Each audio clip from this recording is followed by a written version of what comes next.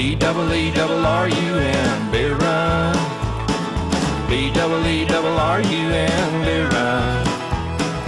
All we need is a 10 and a 5 or a car and a key and a sober driver. B-double-E-double-R-U-N, beer run. 3 degrees without the wind chill, but I'm sure it's like that all over the freaking country.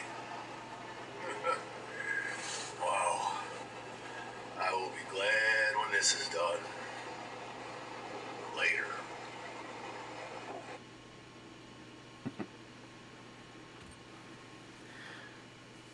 We are definitely getting some bizarre weather. That was Paul, Hazman 440. Oh, and as a side note, actually it's still upstairs.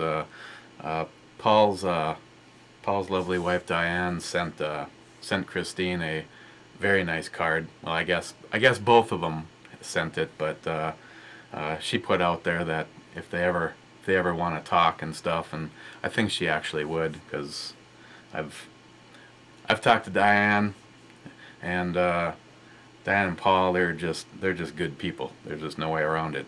Paul's my big brother, and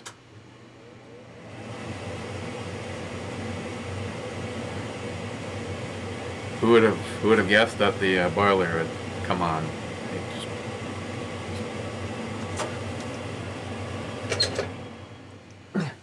Okay. Now around 10 o'clock tonight, when it's 12 degrees in the house, and I'm going to be wondering, okay, one quick thing. I received my holster from Sentry Gunleather.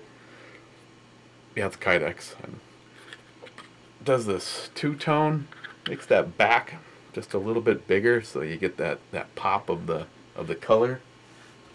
This is for the Glock. I tell you, normally I don't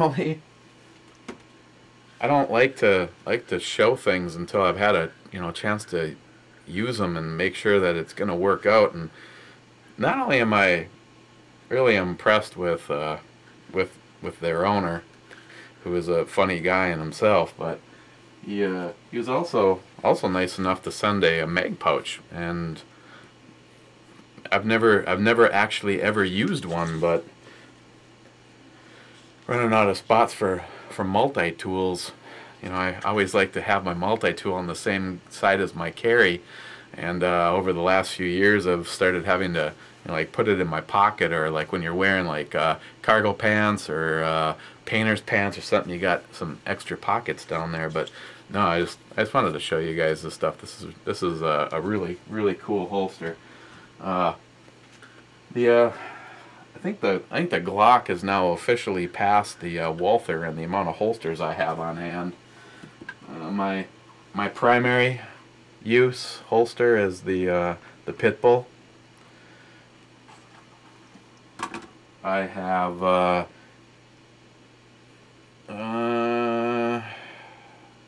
the G-code that Heffy67 sent me. A lot of people just really brag these holsters up, and there is definitely some good things about it. I mean, you have a lot of adjustability if you want to change the cant on it. Right now it sits pretty flat, and I prefer like a 15-degree front cant, but I have yet to actually do anything about that. What I would actually need to do on this is raise. Well, I guess I can't raise it. I'd lower this back one and it would get me my angle. This happens to be one of my favorite holsters for the Glock when I'm wearing, of course I've already made the comment over to you guys as far as like call it the jammy holster with a loose fitting. It does seem to, it works out very well for that. As far as inside the waistband, I just not that you really notice it, but You know, one of the guys that I really get along with, that I really like, is Jesse, the owner of Forest City Tactical, and he made me this zombie edition one with the full sweat shield on it, and I've used this actually quite a bit. You know, wearing big baggy shirts so that you can you know, keep it hidden. I mean, in my state, it's not required that it is concealed. It could be open. Doesn't matter. I don't give a shit if somebody sees it. I'm legally carrying it. But just the one thing that struck me right off the bat that I really liked about the Sentry Gunleather holster is, if you're looking for something that has a minimal footprint but still is very aesthetically pleasing, and what do I use as a comparison here? His belt loops are like jumbo. I mean, these are really, I believe, gonna to stand the test of time. The G27 is a small gun, and the holster is, I think, just matched very nicely in size, and it's definitely in there. So I'll put a link down below. I'm really my initial thoughts are, I wouldn't be showing this to you guys if I didn't really like what I'm seeing right out of the box. I mean, it's just a very nicely made holster. I like the fact that it's not like you know, it's not like all the rest. You see a lot of them in this pattern. You know, he kind of steps out of the box and does something kind of unique. You know, like Pitbull. You know, and a lot of people look at this and go, "Oh, look at it! It's got, just for the sake of it being unique, it's got like pointy ends and stuff." Well, you don't. I never noticed this when I'm wearing it. Never have I noticed it. So, I just wanted to show you guys the end result. It's just a nice matched mag pouch. I'm just digging that color. So, Sentry Gunleather. Oh, I'll already talk to you about this, but I'm taking the tech stuff on the road for myself. I'm just having problems with this computer. You guys remember the getting messages up on screen like I've never seen ever before, saying that failure is inevitable. Awesome. What are we looking at today? We're looking at Ellie's Brown Ale from Avery Brewing, 5.5%. They are out of Colorado. Right. Somebody? Bueller, yeah. So, a brown ale, and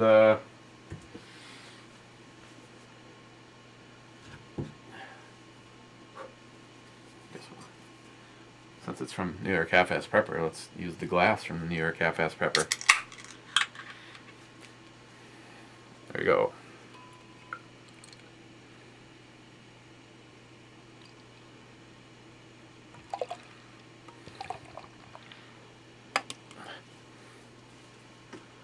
And another successful pour. Had good carbonation. Not, you know, it's got kind of a lofty head, and it's dissipating quickly. Smell has that sort of typical brown ale kind of a smell, kind of an earthy smell to the roast. It's almost like a combination of a roasted malts and like cocoa almost. If you were to think of what two are being combined. Ooh, starting windows.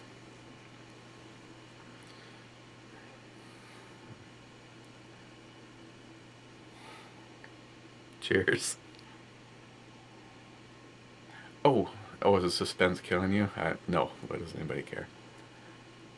As a side note, let's just get into this. I'll talk about that at the end.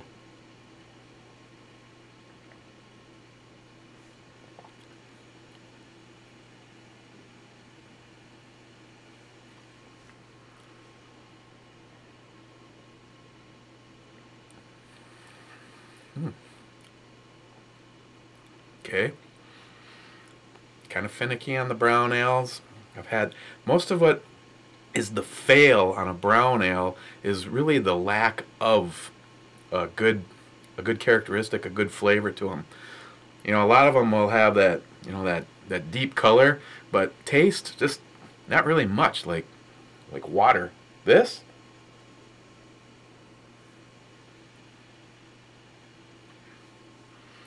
it's like I'll have something to do and get done filling in the blanks kind of stuff. This is really nice. This is like the flavor. Your mouth gets coated. Your mouth gets coated in a really nice, kind of rich, roasted malt, but it's not that stout or porter like taste. It's kind of like again, like maybe it's mixed a little bit with like kind of like a chocolate like taste, but not like chocolate. You know, it's kind of like when you're riding in a car with a buddy. He farts, and then you fart, and then you know, you're wondering, is that his? Is that mine? Is that ours? This flavor is, you know, it's kind of like ours. It's not quite the roasted malts, and it's not chocolate. It's something different. Did that analogy work okay for you? You know.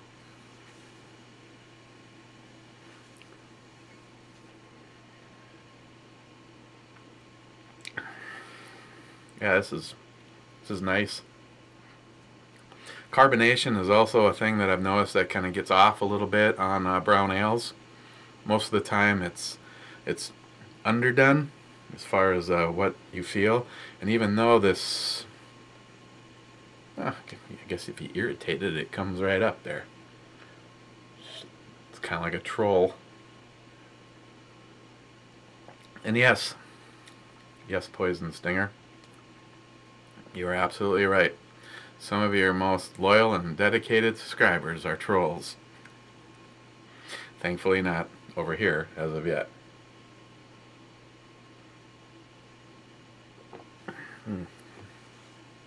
So, yeah, this is very good. I like this. I know I can't get anything from Avery around here, and as we stated yesterday, this is lab tested. Ellie's Brown Ale.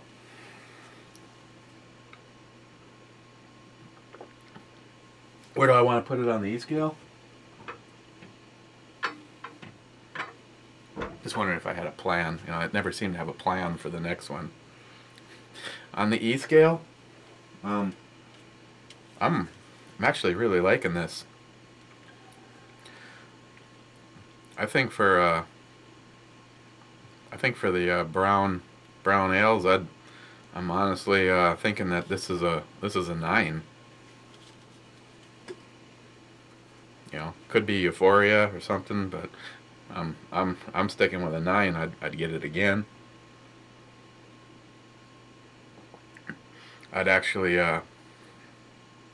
be interested in, you know, side by side as far as how close it is with the Moose Drool.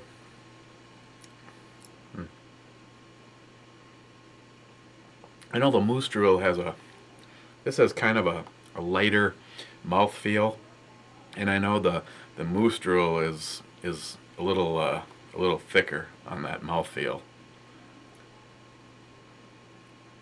Seriously, for a moment, Nick, Heffy,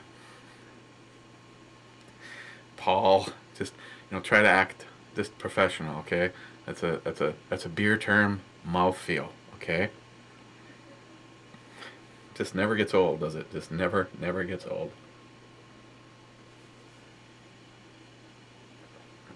Setup is preparing your computer for first start.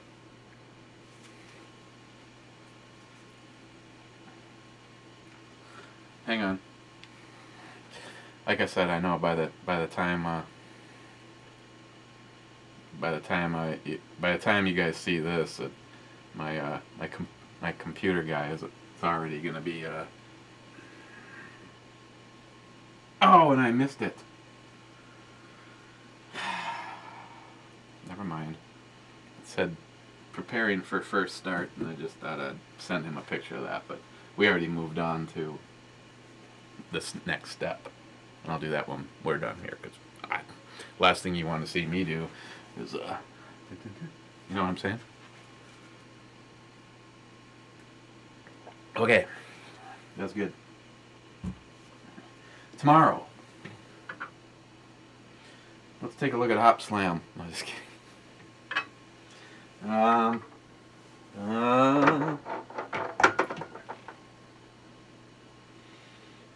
still got a beer from Poland from near Half-Ass Prepper. I think I'm gonna wait on that. Let's take a look at Laughing Dog Brewing Company's India Pale Ale.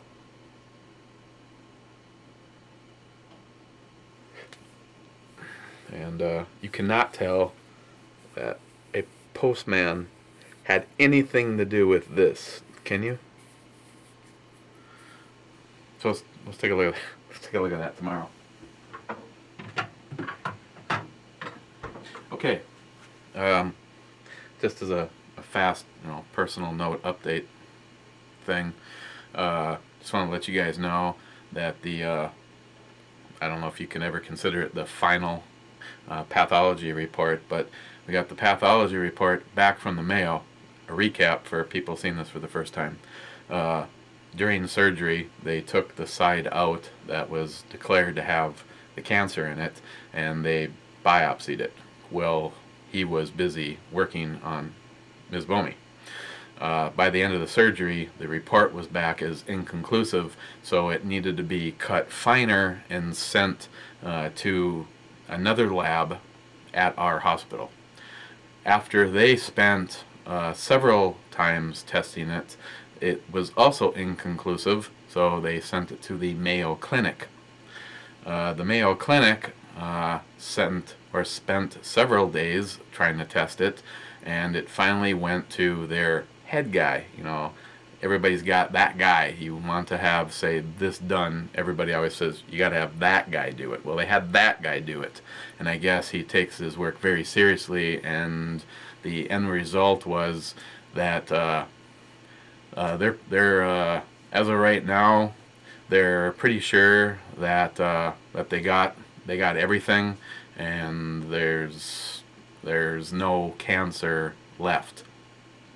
Having said that, they still treat it as though there's cancer, to the point where they're going to stay on top of I think it's in a month.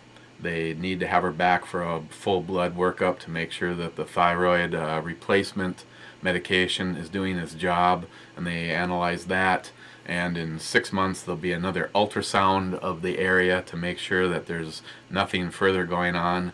But as of right now, the news couldn't have been any better today. As a matter of fact, because of the type of cancer, if there was any, he feels that I don't even remember what kind it was, but it was the type that is so slow growing that they're not even going to be doing the radioactive isotope pill.